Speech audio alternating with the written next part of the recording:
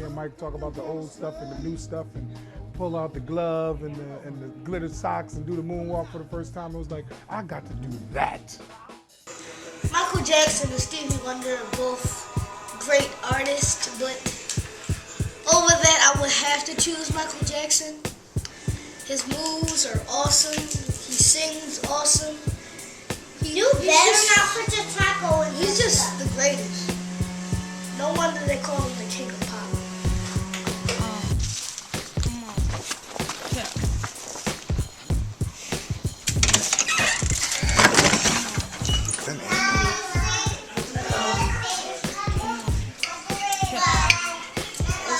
Weird. It's like, you know, it says it is. The reason why is because it feels like it's still 8 o'clock. That's what I'm saying.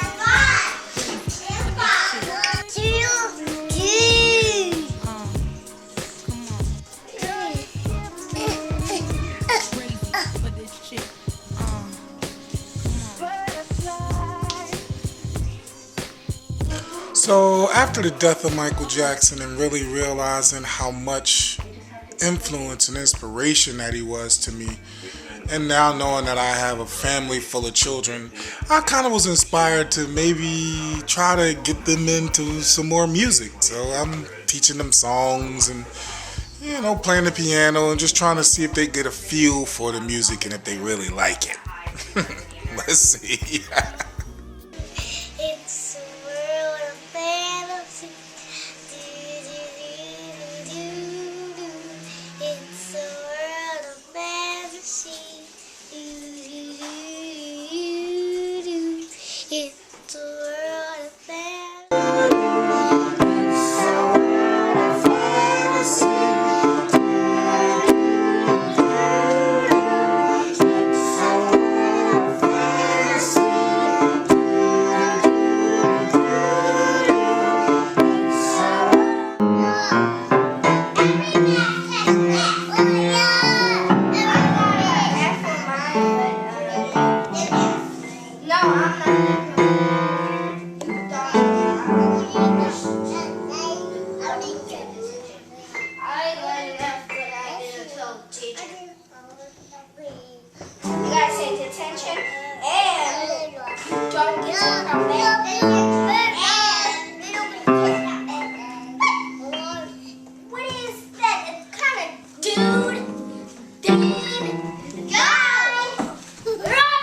So you guys back fresh from the movie? We had front row seats, and it felt like we were at a real show. The annoying thing about it was, there was a lady, and she kept saying, "Go ahead, Mike. Go ahead, Mike. Do your thing. Go ahead, Mike. Go ahead." And that annoyed us so much. What was the best part to you, Nene?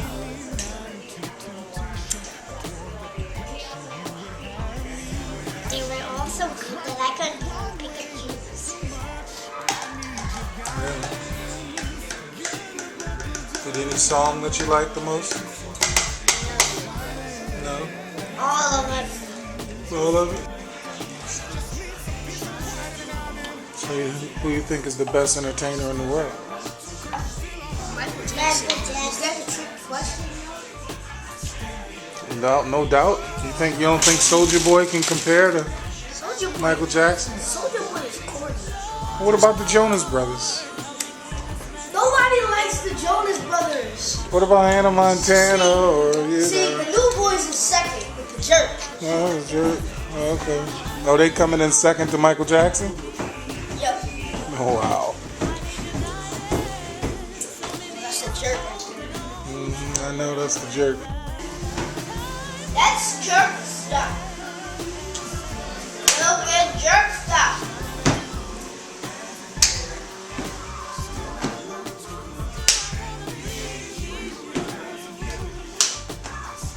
Go ahead, Mike.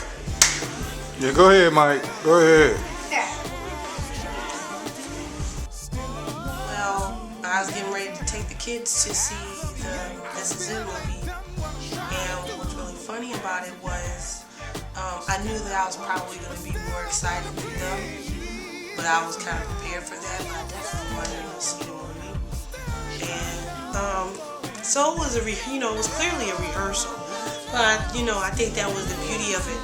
I kept thinking, had this show actually happened, it would have been phenomenal. I mean, nothing short of phenomenal. He was just, spry as you could expect a 50-year-old man to do, as he's keeping up with 20-year-old dancers doing choreography. But for me, I think the thing that stood out to me was things that, I guess, like I said, as a singer, I know were special.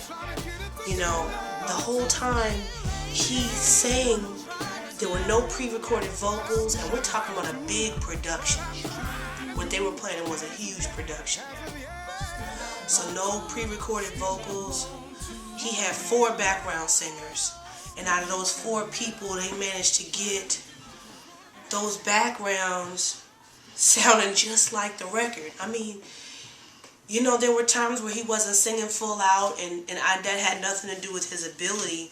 That certainly had everything to do with that it was a rehearsal, and he was trying to preserve his voice for the most part. But there was a time at one point, and he sang Human Nature, and I think that's when my whole attitude changed, because I think I just then began to be, I got emotional. I mean, basically, I was glad I had an opportunity to share that moment with my children. The whole thing was just deep, watching the generations, watching people who literally have 20 years between them, 20 years or more between them, enjoy the same music and be just as touched